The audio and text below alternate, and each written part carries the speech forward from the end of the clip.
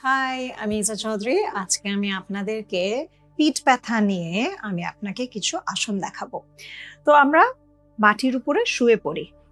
এটা আপনি মাটির উপরেও করতে পারেন, একটা ম্যাটের উপরে, মেঝের উপরে করতে পারেন, বা আপনি যদি আপনার বিছানাটা শক্ত হয় তাহলে আপনি বিছানার উপরে করতে পারেন, বা চেষ্টা করবেন মাটির উপরে করতে।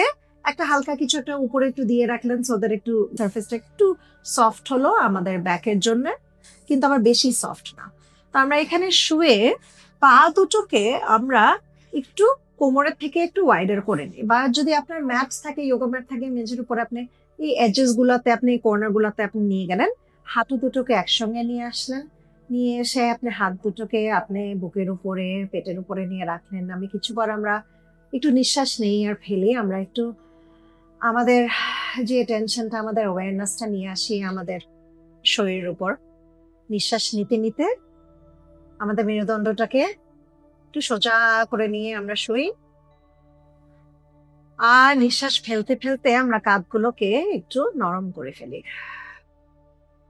ইনহেল, এক্সহেল, ইনহেল,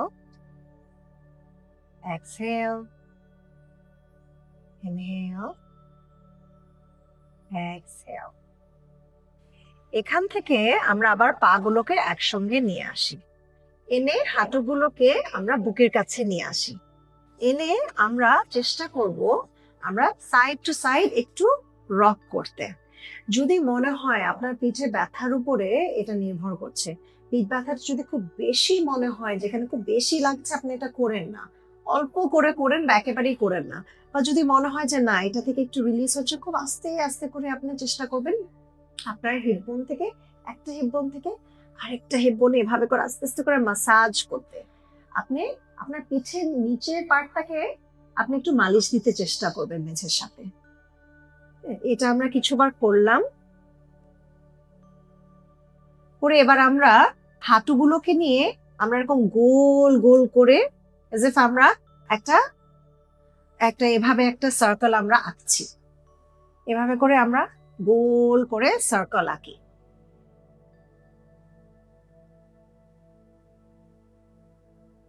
এবার উল্টো পাশে করি, মানে এই পজিশন গুলো আমরা যখন করি তার মানে হচ্ছে আমাদের পিঠে যে একটা টাইটনেস থাকে, ওটাকে ওখান থেকে আমরা টেনশন গুলোকে আস্তে আস্তে একটু দূর করছি। তারপর এখান থেকে আমরা ডান পাটা বাম পায়ের উপরে নিয়ে গেলাম এভাবে করে। এখানটাতে একটা গ্যাপ থাকবে, এই গ্যাপটার ভিতর দিয়ে ডান হাতটা আপনি ভিতর দিয়ে নিয়ে এই বাম পায়ের থাইজের পিছনটা এভাবে করে আপনি হাতগুলোকে একত্র করে বুকের কাছে আপনি নিয়ে আসবেন। যখন নিয়ে আসছেন তখন আপনার ডান কনিটা আপনার বাম পায়ের উপরে চলে যাচ্ছে। এটা কেন আমরা করছি? আবারও আমাদের যে মেঝের উপরে যে আমাদের যে মেরুদণ্ডটা আছে, স্পেশালি আমাদের লোয়ার ব্যাকটা, ওখানে রিলিজ করার জন্য। এটাকে কিন্তু আপনার হিপসেও আপনার অনেক রিলিজ হচ্ছে। এখানে আমরা কিছুক্ষণ আমরা নিঃশ্বাস নিব আর ফেলবো, আর একটু আমরা রিল্যাক্স করতে চেষ্টা করবো। আপনি রিল্যাক্স করবেন, আপনার মাইন্ডটাকে আপনি যত আপনি মানসিক ভাবে নিজেকে রিল্যাক্স করতে পারেন, আপনি নিঃশ্বাসের দিকে আপনি খেয়ালটা রাখবেন, ততই আপনার বডিতে কিন্তু আপনার আপনার যে ব্যথাগুলো, যে অস্বস্তিগুলো, ওগুলো আস্তে আস্তে আপনার দেখবেন কমে আসছে। আমাদের কিন্তু আমরা কোমরে, আমাদের পিঠে, আমরা যত ধরনের আমাদের জীবনের যত টেনশন আছে, যত কিছু আছে, এগুলো কিন্তু সবকিছু আমাদের আমাদের শরীরের উপরে একটা টোল নেয়। আমরা যদি এগুলো না খেয়াল করে, আমরা যদি আসনগুলো না করি বা নিজেদের দিকে না খেয়াল রাখি, এগুলো কিন্তু আস্তে আস্তে খুব মেজর একটা ইস্যু হয়ে যায়। তারপর আমাদের ডাক্তারের কাছে যেতে হয়, আমাদের দেখা যায় যে আমাদের অপারেশন সার্জারিজ লাগে।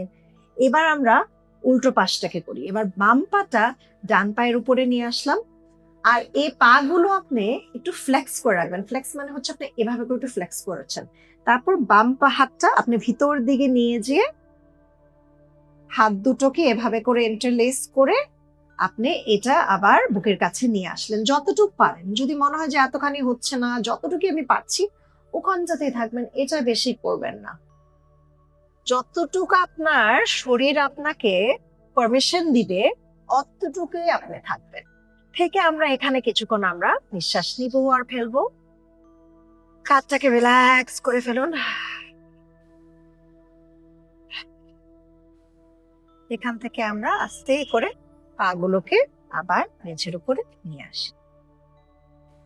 তারপর পাগুলোকে মেঝের উপরে যখন নিয়ে আসলেন, হাঁটুগুলোকে ঠিক আপনার এই অ্যাঙ্কেলের উপরে নিয়ে আসবেন। এটা হবে আপনার কোমরের সাইজে। আপনার মেজারমেন্ট গুলো কিন্তু খুবই গুরুত্বপূর্ণ আমাদের ঠিকভাবে আসনগুলো করার জন্য। আমরা যদি না বুঝে করি, আমরা তাহলে আবারও দেখা যাবে আমাদের এই শরীরের উপরে আরো আমরা বেশি প্রেশার ফেলছি, আরো আমরা আমাদের বডিতে আমরা আরো পেইন গুলো আরো বাড়িয়ে ফেলবো। এখানে আমরা পায়ের ভেতরটাকে, পায়ের এই পার্টটাকে আমরা প্রেস করে মেঝের উপরে রেখে আমরা চেষ্টা করব আমাদের পেলভিক এরিয়াটাকে একটু রিল্যাক্স করতে করতে দেখেন আপনি আস্তে আস্তে করে কোমরটাকে উপর দিকে নিয়ে যেতে পারেন কিনা। এই সেতু বান্ধা আসন হচ্ছে ইংলিশে বলে ব্রিজ পোজ। দেখেন একটা ব্রিজের মতো একটা শেপ হয়েছে। আর হাত দুটোকে দুপাশে নিয়ে আসবেন, হাত দুটোকে উপর দিকে নিয়ে, আর চেষ্টা করবেন আপনার ঘাড়ের কাছটাতে, আপনার কলার বোনের কাছটা যিনি একদম ক্লিয়ার থাকে, যিনি আমাদের নিঃশ্বাস নিতে যিনি কোনো কষ্ট না হয়। নিঃশ্বাসটা হচ্ছে সবচেয়ে গুরুত্বপূর্ণ জিনিস আমাদের যোগা করার সময়। আপনি যতক্ষণ আপনি এখানে ধরে রাখবেন, আপনার নিঃশ্বাসটা নিতে জানি কোনো কষ্ট না, নিঃশ্বাসটার উপর আপনি খেয়াল রাখবেন। এখানে আমরা কিছুবার আমরা নিঃশ্বাস নিই আর ফেলি। এটা যদি মনে হয় যে আমার কষ্ট হচ্ছে, এখানে খুব বেশি আমার চাপ লাগছে, তাহলে আপনি এটা স্কিপ করে যান। যদি না হয়, এটা কিন্তু আমাদের ব্যাক মাসলস এর জন্য খুবই ভালো একটা আসন। তারপর আস্তে করে আমরা কোমরটাকে নিচের দিকে নিয়ে আসি, এনে তারপরে হাঁটুগুলোকে আমরা আবার বুকের কাছে নিয়ে আসি। এনে যদি মনে হয় আপনি আবারও কিছুবার সাইড টু সাইড একটু রক করতে চান, তারপর এখান থেকে আমরা একটা টুইস্ট করবো। টুইস্ট হচ্ছে আপনি আস্তে আস্তে করে হাঁটুগুলোকে ডান পাশে নিয়ে গেলেন, নিয়ে আপনার বাম হাতটা একদিকের ভাবে সোজা করে নিয়ে রাখলেন।